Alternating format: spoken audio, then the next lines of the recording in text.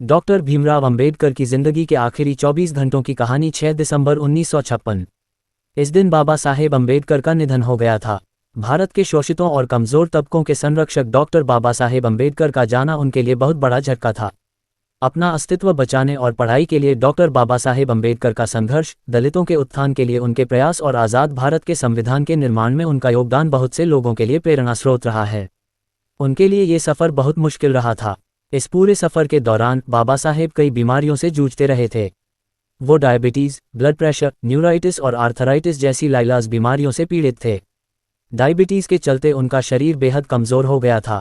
गठिया की बीमारी के चलते वो कई रातों तक बिस्तर पर दर्द से परेशान रहते थे। जब हम बाबा साहेब अंबेडकर की ज़िंदगी के आखिरी कुछ घंटों के बारे में बात करते हैं तो पता चलता है कि उनकी सेहत किस कदर बिगड़ी हुई थी।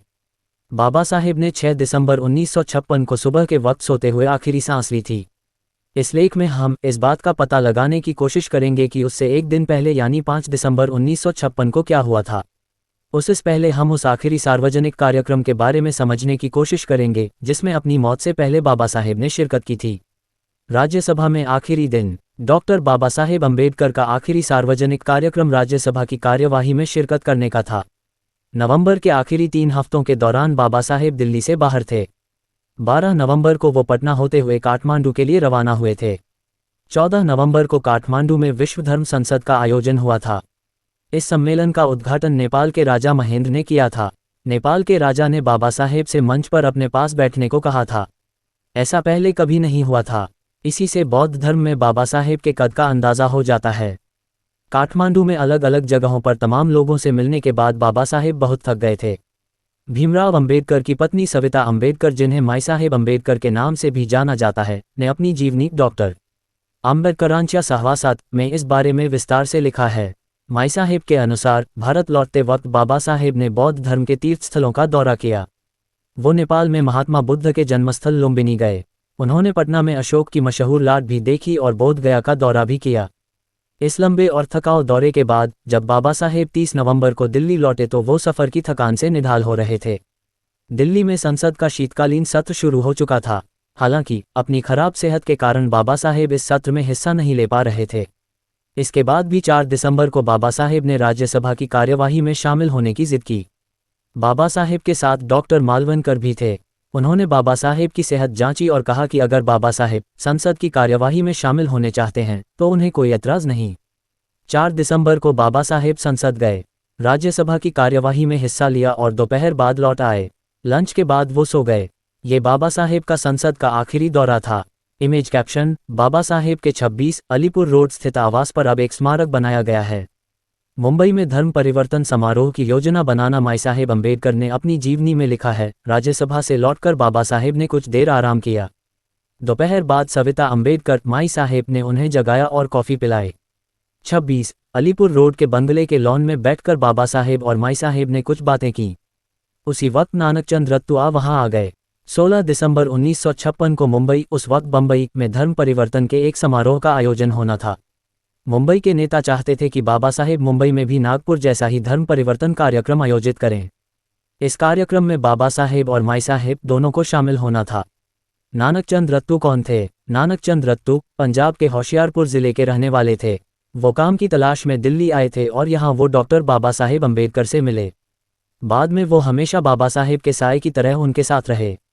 1940 में नानकचंद ने बाबा साहेब के सचिव के तौर पर काम करना शुरू किया। बाबा साहेब की जिंदगी के आखिरी दिन यानी 6 दिसंबर 1956 तक नानकचंद उनके सचिव रहे थे।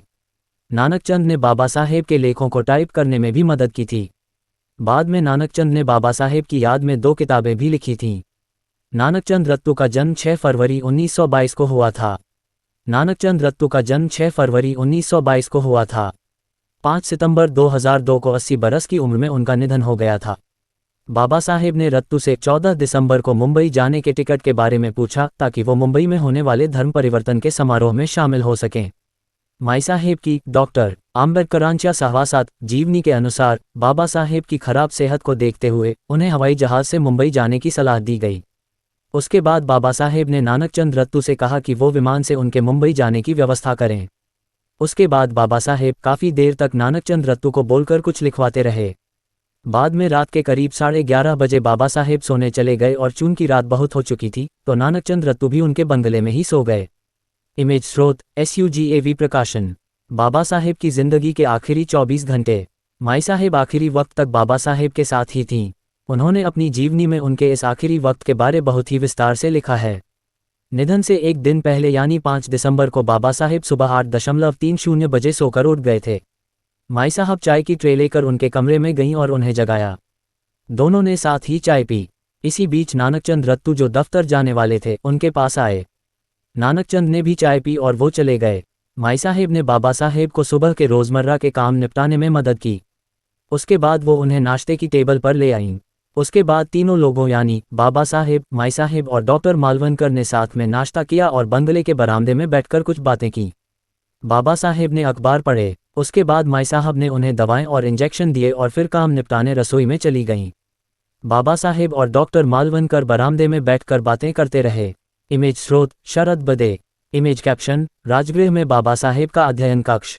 डॉक्टर मालवनकर कौन थे? डॉक्टर माधव मालवनकर मुंबई के एक मशहूर डॉक्टर थे। उनका क्लिनिक गिरगांव में था। वो फिजियोथेरेपी के माहिर डॉक्टर थे। डॉक्टर मालवनकर पूरी मुंबई में एक प्रतिष्ठित और विशेषज्ञ फिजियोथेरेपिस्ट के तौर पर मशहूर थे। वो डॉक्टर बाबा साहेब अम्बेडकर के डॉक्टर और दोस्त थे। अपनी मेडिकल की पढ़ाई पूरी करने के बाद माई साहेब डॉक्टर मालवनकर की सहायक और जूनियर डॉक्टर बन गई थीं।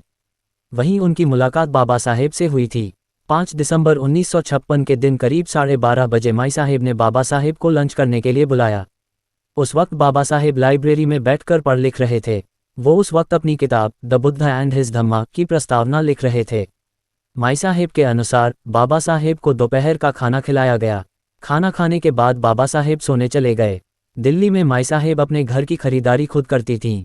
बाबा साहेब के सोने के बाद वो खाने पीने का सामान और किताबें लाने बाजार चली गईं। माई साहेब खरीदारी करने के लिए उसी समय जाती थीं जब बाबा साहेब या तो संसद चले जाते थे या फिर सो रहे होते थे। 5 दिसंबर को भी जब बाबा साहेब लंच लेकर सोने चले गए तो माई साहेब खरीदारी के लिए बाजार चली गईं। डॉक्टर मालवनकर 5 दिसंबर की रात को ही विमान से मुंबई जा रहे थे। वो भी मुंबई जाने से पहले अपने लिए कुछ सामान खरीदना चाह रहे थे। तो डॉक्टर मालवनकर भी माई साहेब के साथ खरीदारी के लिए बाजार चले गए। चूंकि बाबा साहेब सो रहे थे तो वो बिना बताए ही बाजार चले गए जिससे उनकी नींद में खलल न पड़े। माई साहेब और डॉक्टर मालवनकर दोपहर को करीब 2:30 बजे बाजार गए थे और वो दोनों शाम लगभग 5:30 बजे बाजार से घर लौटे। उस वक्त बाबा साहेब बेहद गुस्से में थे। इमेज स्रोत शरद BADHE BBC। Image caption Baba Saheb का घर। बाबा साहेब का गुस्सा। माई साहेब ने इस बात का जिक्र अपनी किताब डॉक्टर आंबेडकरांच्या सहवासात में किया है। उन्होंने लिखा है, बाबा साहेब का गुस्सा होना कोई नई बात नहीं थी। अगर उनकी कोई किताब अपनी जगह पर नहीं मिलती थी या कलम कहीं और होता था तो बाबा साहेब गुस्से। बाबा साहेब का गुस्सा होना कोई नई बात नहीं थी। अगर उनकी कोई किताब अपनी जगह पर नहीं मिलती थी या कलम कहीं और होता था तो बाबा साहेब गुस्से से भड़क उठते थे। अगर उनकी इच्छा के बगैर कोई छोटा सा काम भी हुआ या उम्मीद के मुताबिक न हा तो उनका पारा 7वें आसमान पर पहुंच जाता था। इसमें आगे लिखा गया है, बाबा साहेब का गुस्सा तूफान की तरह था, लेकिन वो बस वक्ती तौर पर नाराज होते थे। जो किताब, नोटबुक या कागज़ वो तलाश रहे होते थे वो मिल जाता था तो अगले ही पल उनकी नाराज़गी काफूर हो जाती थी। बाजार से लौटकर माई साहेब सीधे बाबा साहेब के कमरे में गईं। बाबा साहेब ने कहा कि वो इंतज़ार कर रहे थे। उनका गुस्सा शांत करने के बाद माई साहेब बाबा साहेब के लिए कॉफ़ी बनाने सीधे रसोई में चली गईं।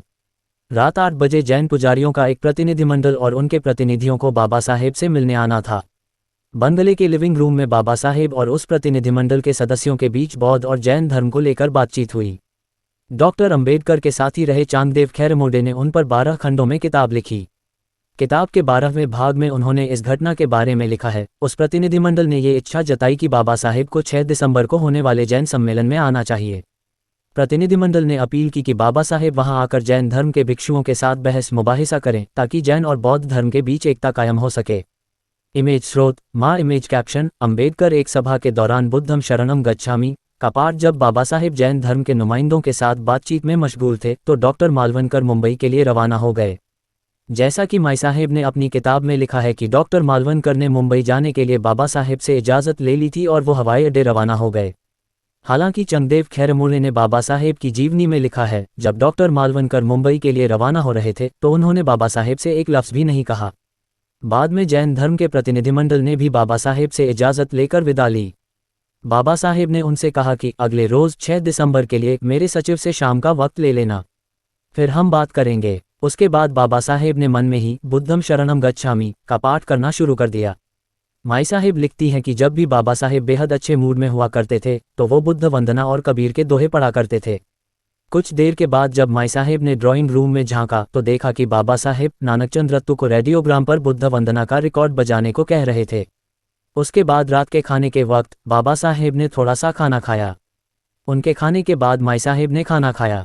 बाबा साहेब माई साहेब के खाना खत्म करने का इंतजार करते रहे।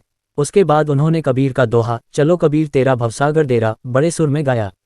बाद में छड़ी का सहारा लेकर वो बेडरूम की तरफ चल पड़े। उनके हाथ में कुछ किताबें भी थीं। बेडरूम की तरफ बढ़ते हुए ही बाबा साहेब ने अपनी किताब द बुद्ध एंड हिज धम्मा की प्रस्तावना की एक कॉपी और S.M. जोशी और आचार्य अत्रे के नाम लिखी चिट्ठियां भी सौंपी और नानकचंद से कहा कि वो ये सब उनकी मेज़ पर रख दें। अपना काम खत्म करने के बाद नानकचंद रत्तू भी अपने घर चले गए। माई साहेब अपना काम निपटाने रसोई घर में चली गईं। इमेज स्रोत शरद बदे। इमेज कैप्शन चैत्य भूमि दादर। और फिर बाबा साहेब का महापरिनिर्वाण हो गया। जैसा कि माई साहब ने अपनी आत्मकथा में लिखा है कि बाबा साहेब को देर रात तक लिखने पढ़ने की आदत थी।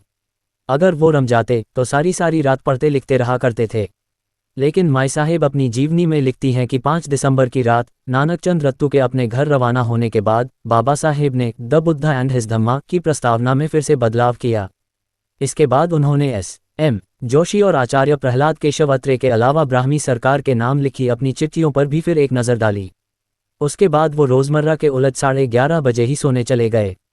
उस रात के बारे में बहुत जज्बाती होते हुए माई साहेब ने लिखा है कि 5 दिसंबर की रात बाबा साहेब की ज़िंदगी की आखिरी रात साबित हुई। 6 दिसंबर की सुबह जिसकी शुरुआत सूर्यास्त से हुई थी। 6 दिसंबर 1956 को माई साहेब रोज़ की तरह सुबह उठीं। 6 दिसंबर 1956 को माई साहेब रोज़ की तरह सुबह उठीं।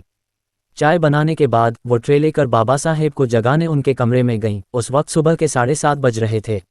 माई साहेब लिखती हैं, मैं जैसे ही कमरे में दाखिल हुई मैंने देखा कि बाबा साहेब का एक पैर तकिए पर पड़ा था।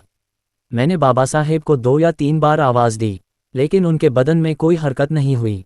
मैंने सोचा कि वो गहरी नींद में सो रहे हैं तो मैंने उन्हें हिलाया और उन्हें जगाने की कोशिश की और सोते हुए ही बाबा साहेब के प्राण पखेरु उड़ चुके थे। माई साहेब को ज़बरदस्त धक्का लगा। वो रोने लगीं। उस वक्त बंगले में केवल 2 लोग थे, माई साहेब और उनके सहायक सुदामा। माई साहब ने रोते रोते ही सुदामा को आवाज़ दी।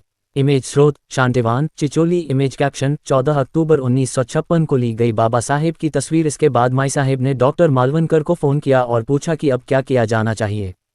डॉक्टर मालवनकर ने उन्हें बताया कि वो बाबा साहेब को कोरामाइन का इंजेक्शन दें, लेकिन तब तक बाबा साहब का देहांत हुए कई घंटे गुजर चुके थे, इसलिए वो इंजेक्शन भी नहीं दिया जा सकता था। माई साहेब ने सुदामा से कहा कि वो जाकर नानकचंद रत्तू को बुला लाए। सुदामा कार लेकर गए और नानकचंद रत्तू को उनके घर से बुला लाए। उसके बाद लोगों ने बाबा साहेब के बदन की मालिश करनी शुरू कर दी। किसी ने मुंह से सांस देने की कोशिश की, लेकिन कोई तरकीब काम नहीं आई। बाबा साहेब ये दुनिया छोड़कर जा चुके थे। नानकचंद रत्तू ने बाबा साहेब के करीबी अहम लोगों को फ़ोन करके बाबा साहेब के निधन की जानकारी दी। फिर नानकचंद रत्तू ने सरकार के विभागों, press trust of India, UNI और आकाशवाणी के केंद्र को भी फ़ोन करके बाबा साहेब के निधन की सूचना दी।